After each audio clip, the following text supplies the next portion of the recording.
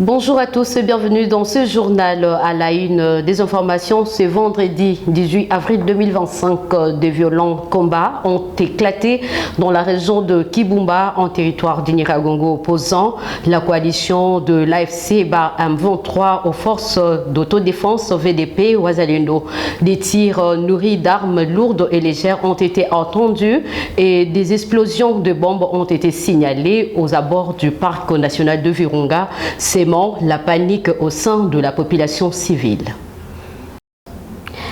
À Béni, dans la province du Nord Kivu, le nouveau commissaire provincial de la police nationale congolaise a effectué sa toute première sortie officielle. Le commissaire divisionnaire adjoint Makambo Ngimbi Dieudonné a présidé ce vendredi 18 avril 2025 une parade impressionnante au stade du 15 octobre.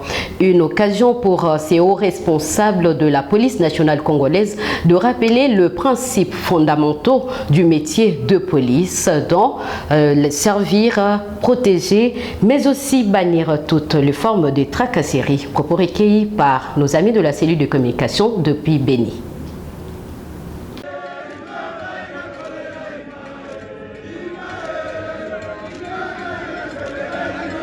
C'est la première parade animée par le nouveau commissaire provincial de la police nationale congolaise du Nord Kivu, ce vendredi 18 avril 2025 à Béni, chef-lieu provisoire du Nord Kivu. D'abord, l'exécution de quelques chants, question de revivre la morale des unités, rangées pour écouter les messages du commissaire divisionnaire, le général Dieudonné Makambo.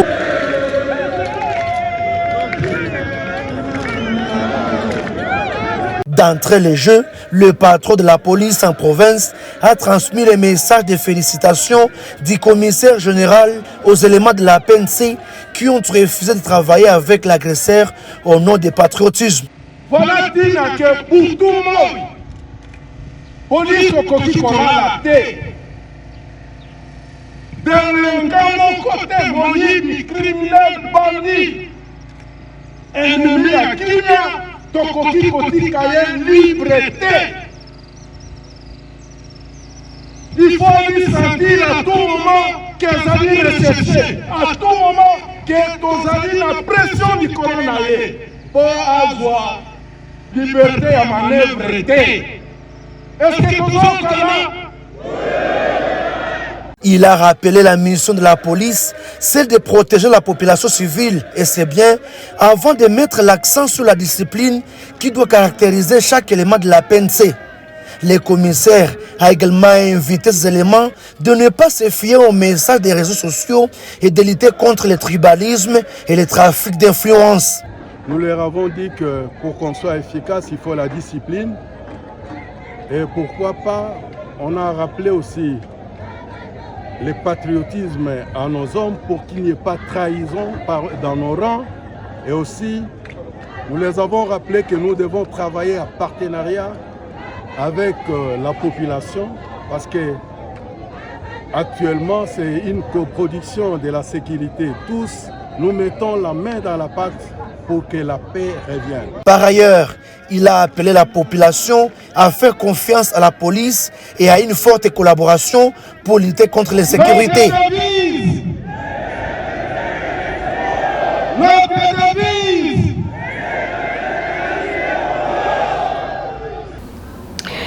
Et puis le représentant légal de l'église CK20, révérend Kokole Idingi Jean-Pierre, a été reçu en audience de civilité ce vendredi 18 avril 2025 à Béni par le gouverneur militaire du Nord Kivu, le général-major Somo Kakule Evariste. Suivez ses propos recueillis par Marie-Noël Kabouya Amissi et Daniel Igunzi.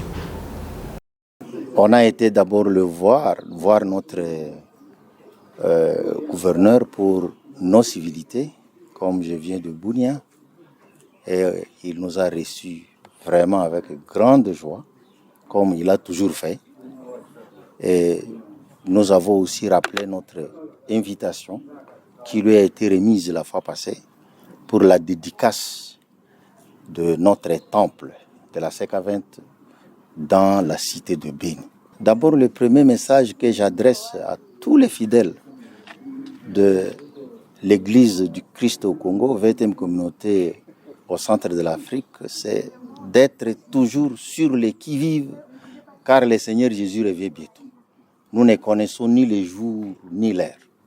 Que chaque chrétien soit toujours à l'attente du retour de notre Seigneur et Sauveur Jésus-Christ. En deuxième lieu, Dieu nous laisse sur cette terre pour que nous puissions lui rendre service, que nous puissions travailler dans les bons et les mauvais jours. Le plus souvent, les gens pensent qu'il faut servir Dieu seulement pendant les bons jours. Mais la parole de Dieu nous demande à les servir dans les bons et les mauvais jours. Donc nous devons servir Dieu. À servir Dieu, nous devons aussi aimer les prochains. Les prochains, c'est celui que Dieu a mis à côté de nous. Et c'est nous servons Dieu à travers les prochains. Que les chrétiens s'aiment entre eux, sans discrimination, de toutes sortes. C'est ça le message que j'adresse à tous les chrétiens. Un parfum de mystère flotte sur la commune de Limete. Ce matin, une étrange découverte secoue la population. Détenus militaires dissimulés dans de ballots de friperie, loin d'un scénario de film. Cette scène bien réelle soulève des interrogations et inquiétudes dans les rues de Kinshasa. Regardez.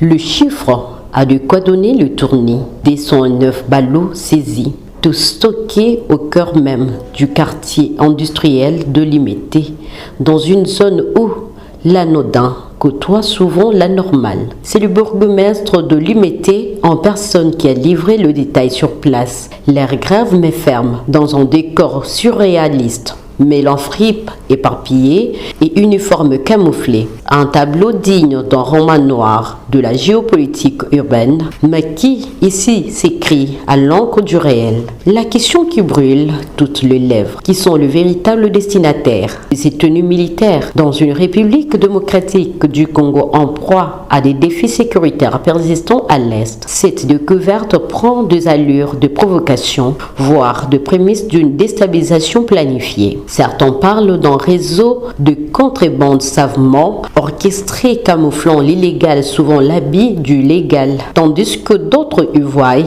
la preuve flagrante d'un nazisme dans le contrôle aux frontières. À Kinshasa, le regard s'y tourne désormais vers le service de sécurité. L'enquête est ouverte, mais la population exige de réponses claires et vite. Dans un pays où l'armée reste un symbole fragile de souveraineté, chaque tenue retrouvée hors de son cadre officiel est une alerte rouge clignotante. Et dans cette affaire, 3 cas, le tissu parle, mais le silence politique pèse déjà plus lourd que le 209 ballots mis bout à bout.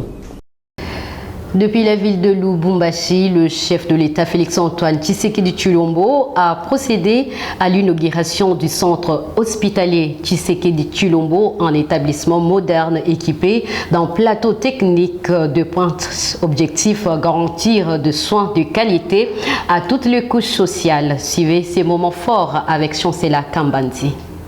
À Lubumbashi, cette nouvelle bâtisse impose désormais une grande formation hospitalière qui appartient à la CNSS, bâtie sur près de 13 000 km² dans une concession de 3 hectares. Elle est dénommée Centre médical Tshisekedi Tshilombo. Financé intégralement par la CNSS, le centre hospitalier répond à la modernité avec tous les services compris, matériel médical de dernier cri et suivant l'évolution technologique. Plus de 10 ans de dur labeur, le comité Moudiaï a tenu à léguer un héritage qui s'inscrit dans la durée.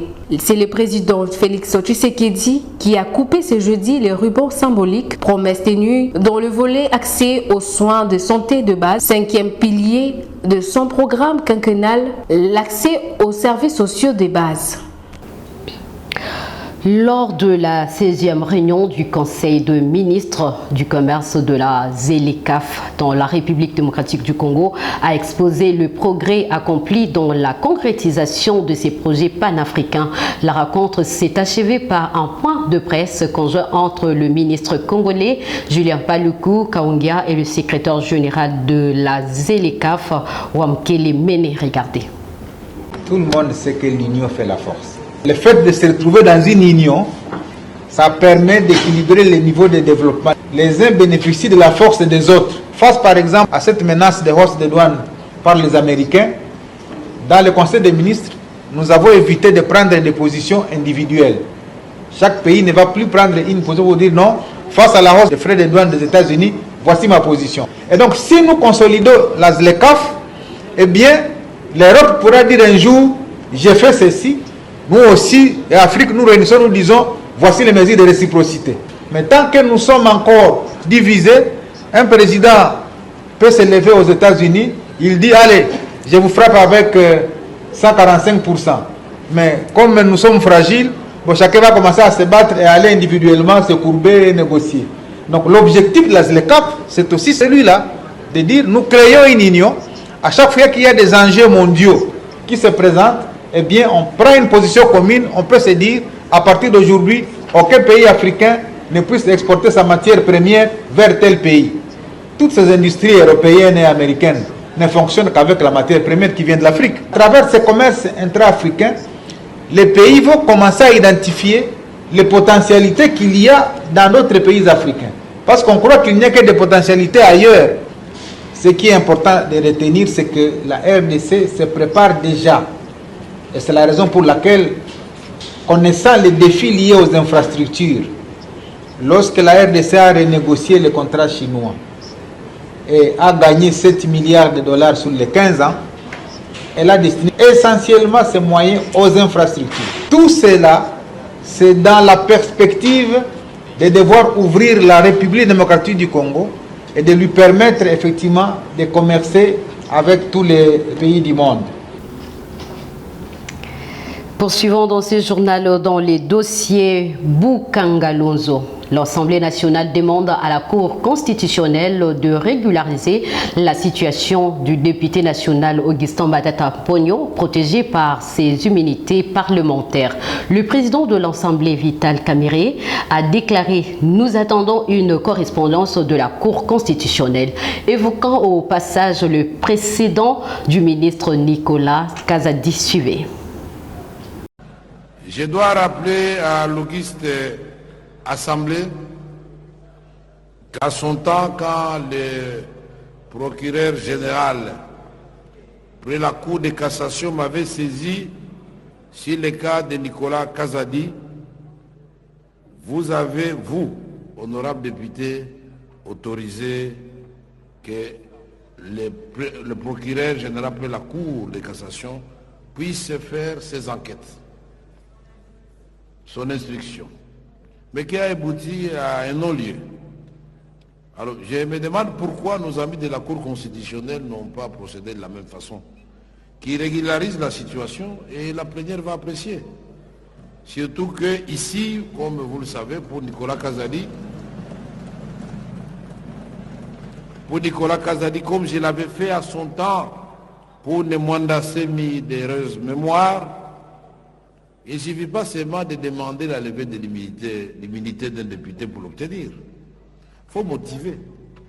Le bureau doit quand même avoir des matières à donner à la plénière pour examiner en toute objectivité pourquoi on veut lever l'immunité.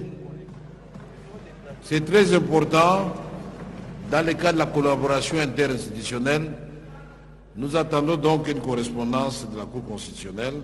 Ceci vaut aussi pour les autres députés qui sont l'objet de tracasseries.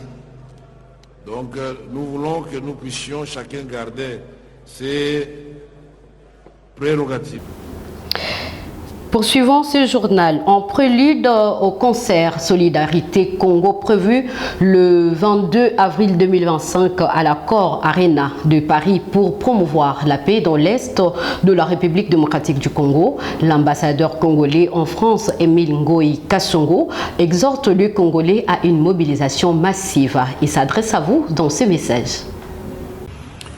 Ce concert du 22 avril 2025, c'est un concert qui témoigne avant tout la solidarité entre nos compatriotes congolais, la solidarité également du reste du monde face au drame innommable que nous vivons dans l'est de notre pays avec l'agression barbare du Rwanda. Et c'est un moment de communion, c'est un moment de l'expression, comme je l'ai dit tout à l'heure ici, de l'unité inébranlable du peuple congolais. Nous sommes un peuple uni, nous sommes un peuple qui est porteur de valeurs culturelles, nous sommes un peuple qui est à la genèse, à la création de ce qu'on appelle la rumba aujourd'hui. À travers cette musique, c'est une contribution de notre culture à la civilisation universelle. Et donc, pour ma part, il y a eu un quiproquo, nous ne revenons plus là-dessus. Le plus important, c'est que le concert aura lieu et il aura bel et bien lieu.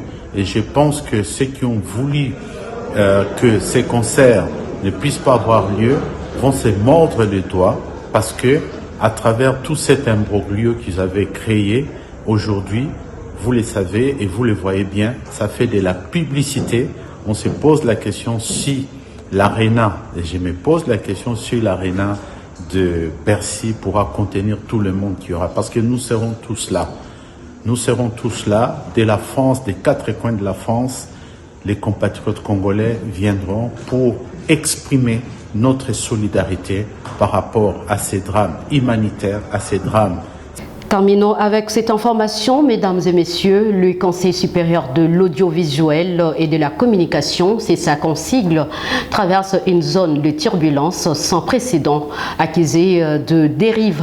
Dans sa gestion, le président Christian Bossembe fait face à une fronde de 9 conseillers sur 14. La crise a pris une tournure dramatique avec la séquestration préjugée de 3 hauts conseillers, dont Serge Kabongo, qui s'exprime sur les tensions internes minant l'organe de régulation de médias en République démocratique du Congo. Et ce qui est grave, les bureaux botte en touche les dispositions réglementaires et statutaires qui demandent, qui fait obligation à l'Assemblée au Conseil de se réunir le 1er et le 3e jeudi. Nous sommes le 3e jeudi du mois d'avril. Vous le constatez avec nous qu'il n'y a personne, le président n'est pas là, le vice-président, parce que si le président est là, c'est lui qui convoque. Si le président n'est pas là, c'est le vice-président qui convoque. Ni le président, ni le vice-président, personne n'a convoqué. Généralement, s'il n'y a pas plénière, on nous informe. On nous dit et on avance les raisons. Je ne sais pas, même dans les groupes forums officiels des hauts conseillers, il n'y a aucune raison. On arrive, il n'y a pas de convocation de plénière. Nous vous appelons parce que nous, membres de la plénière, hauts conseillers, nous voulons dire ceci. À partir d'aujourd'hui, nous constatons ces violations répétitives de notre règlement intérieur, mais aussi de la loi organique. Et nous allons nous réunir pour tirer toutes les conséquences, que ce soit réglementaire, tout comme du point de vue du droit. Et c'est la fin de ce journal, mesdames et messieurs. Merci à toute l'équipe rédactionnelle de Michapi Voice TV et surtout à vous qui nous avez suivis. Derrière la caméra, c'était Christian Chibaka sous la supervision de Maurice Molila. Merci à vous tous, portez-vous bien.